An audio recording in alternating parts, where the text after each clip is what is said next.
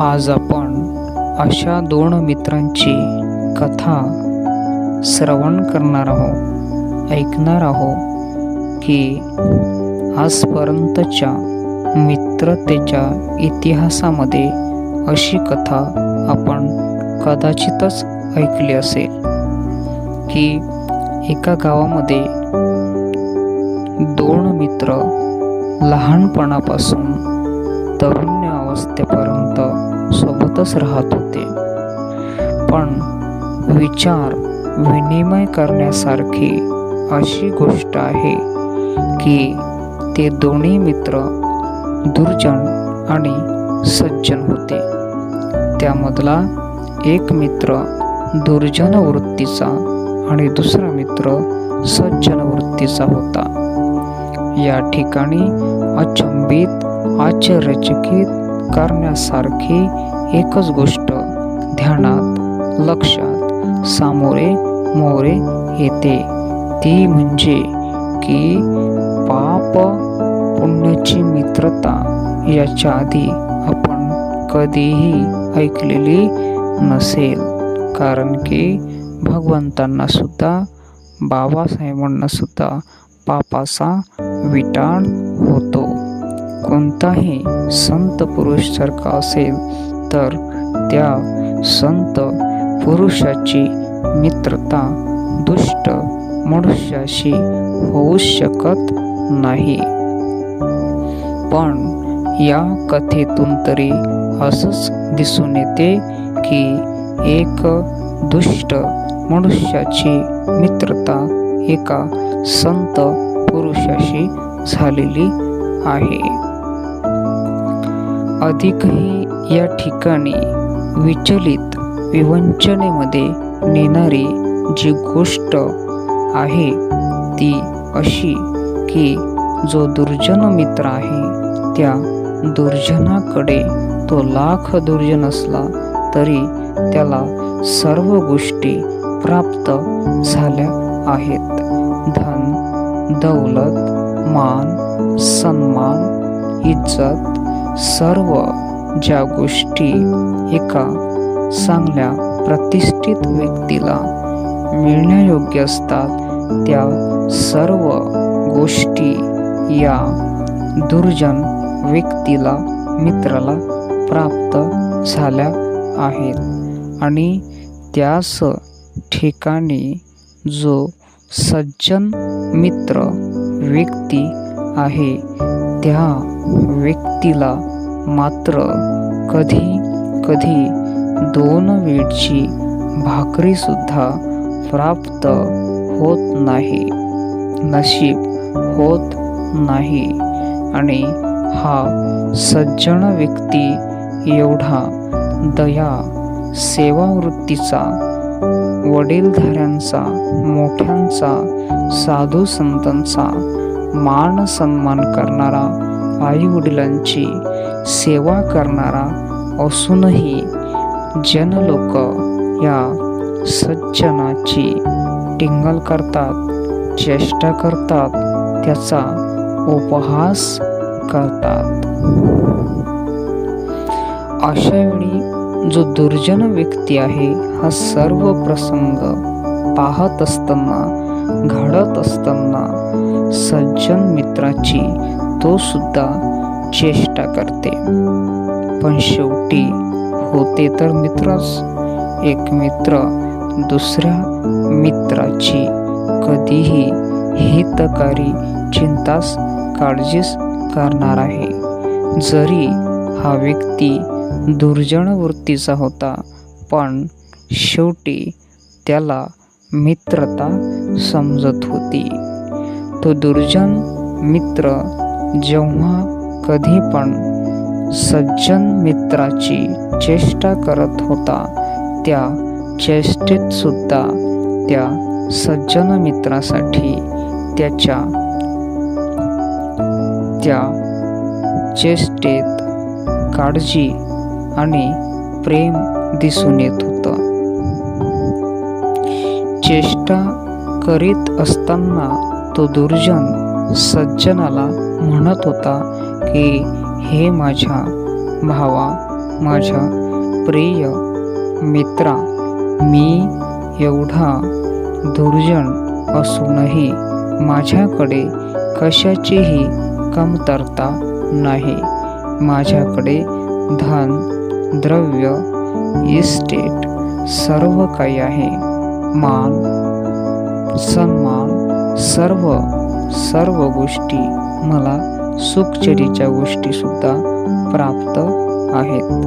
मी एवढा दुष्ट वृत्तीचा असूनही सर्व लोक माझा मान सन्मान करतात, मला नमस्कार करतात. पण तू एवढा सज्जन पुरुष असूनही लोक तुझी जनसामान्य अवहेलना करतात, तुझा अपमान करतात. मग ह्या तुझ्या पुण्यकर्माचा आणि साध्या सरळ स्वभावाचा लाभ तरी काय होणार आहे? अशा वेळेस सज्जन मित्र सुद्धा आपल्या त्या अज्ञानी मित्राच्या अज्ञानावर हसत होता.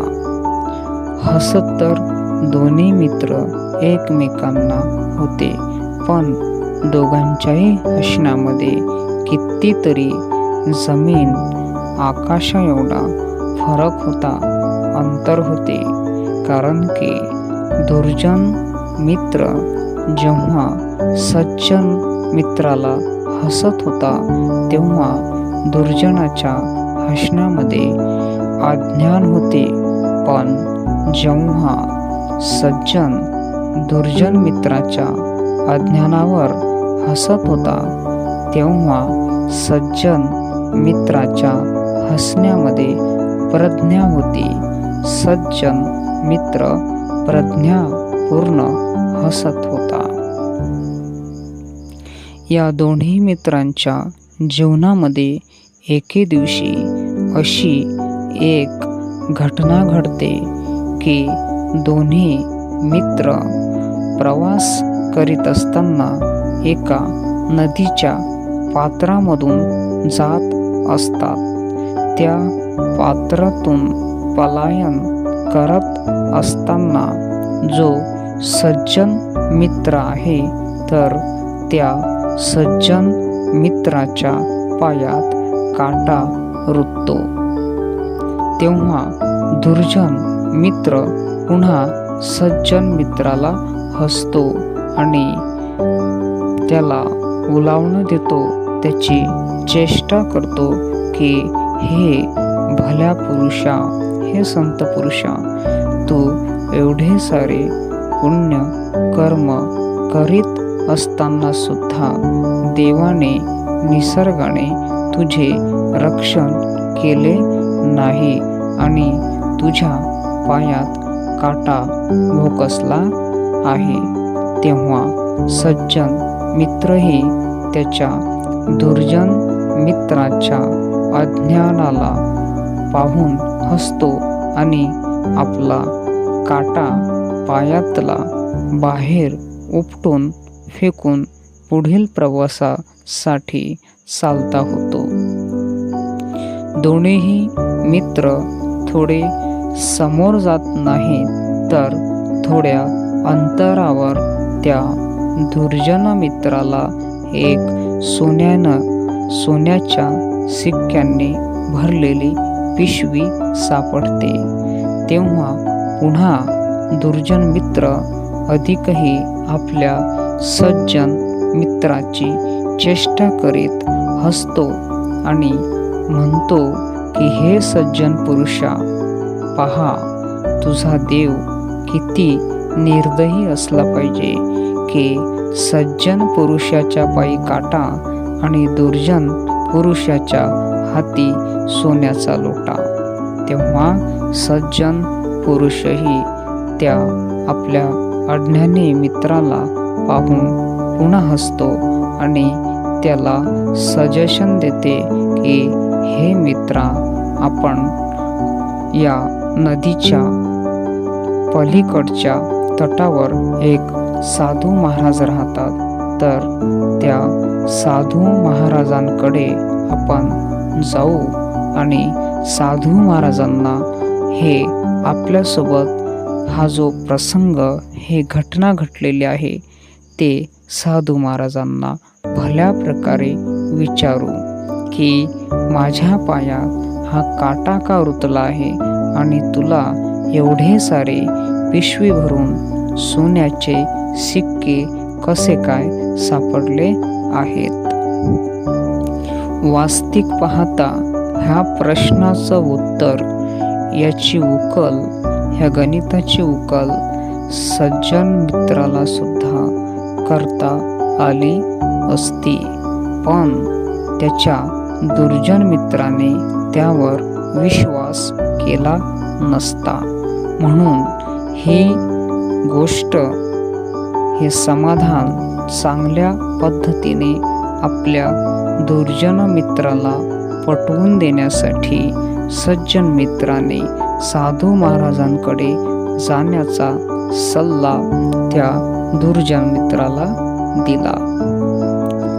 दोन्हीही मित्र साधू महाराजांकडे जेव्हा जातात, पोचतात, तेव्हा साधू महाराज या दोन्हीही मित्रांना पाहून दुरूनच म्हणतात की लेकरो हो, तुम्ही एवढ्या दुरून प्रवास करून आले आहात, आपण खूप थकले असाल तर सुरुवातीला तुम्ही हातपाय धुवून घ्या, थोडे शांत व्हा, जलपाणी घ्या आणि तदनंतर मी तुम्हाला तुमच्या समस्येचं समाधान सांगतो.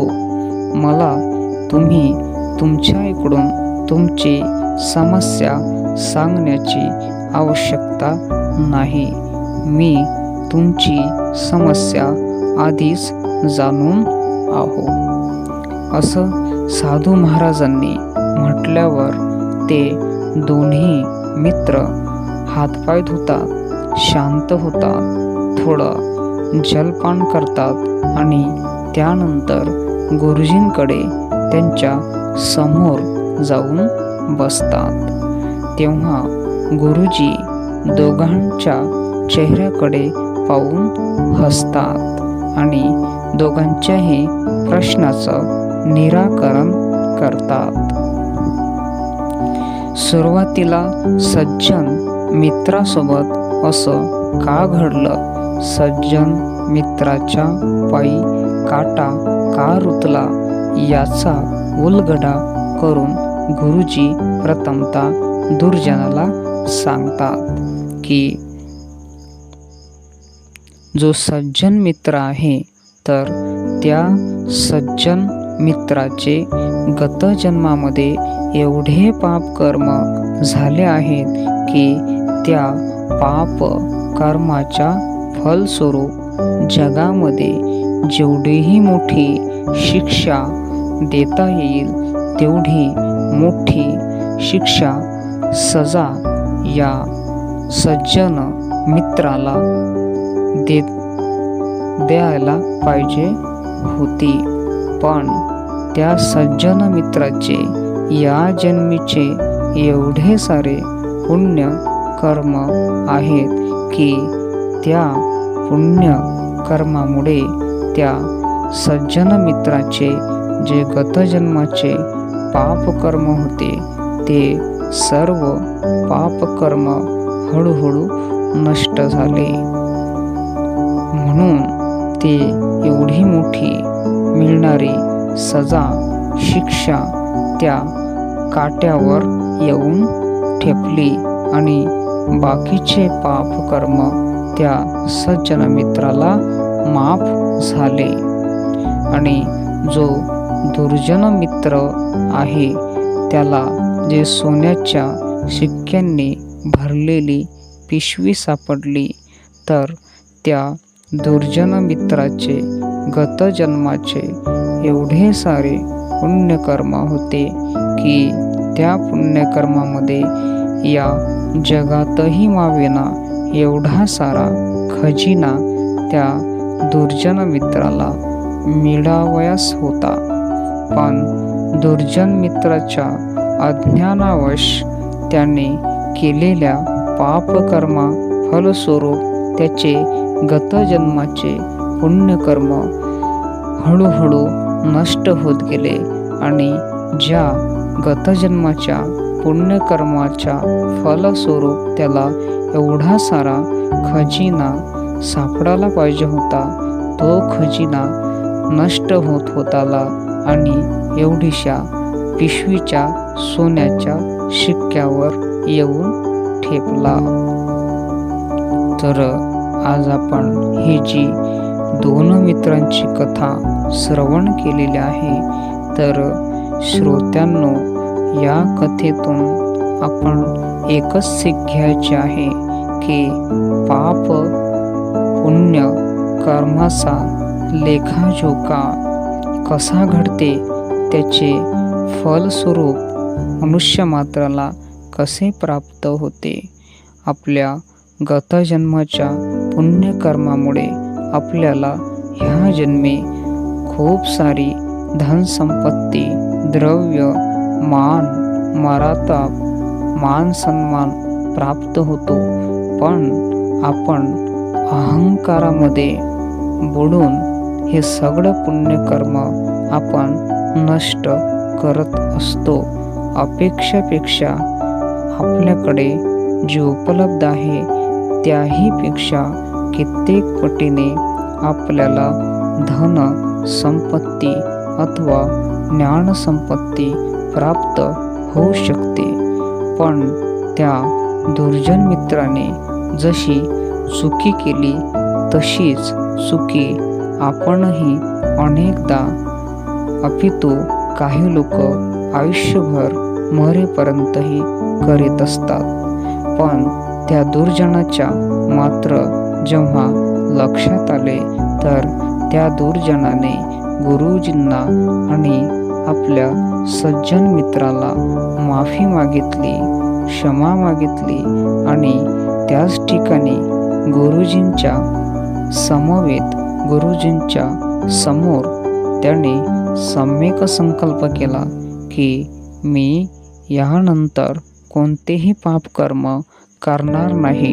मी माझी चूक दुरुस्त करतो व इथून फक्त सत्कर्म करण्याची शपथ घेतो. अशी संधी प्रत्येकाला लाभत नाही. तो दुर्जन भाग्यवान, पुण्यवान होता की त्याला तो दुर्जन असूनही असा सज्जन मित्र लाभला. पण असं म्हणतात, संधी प्रत्येकाच्या जीवनात एकच वेळा येते, वारंवार येत नाही. म्हणून अशी पुण्यकर्म करण्याची संधी जर आपल्याला लाभली तर आपण ती संधी गमावू नये. तर आजच्या कथेतून आजचा हाच एक सद्बोध आहे.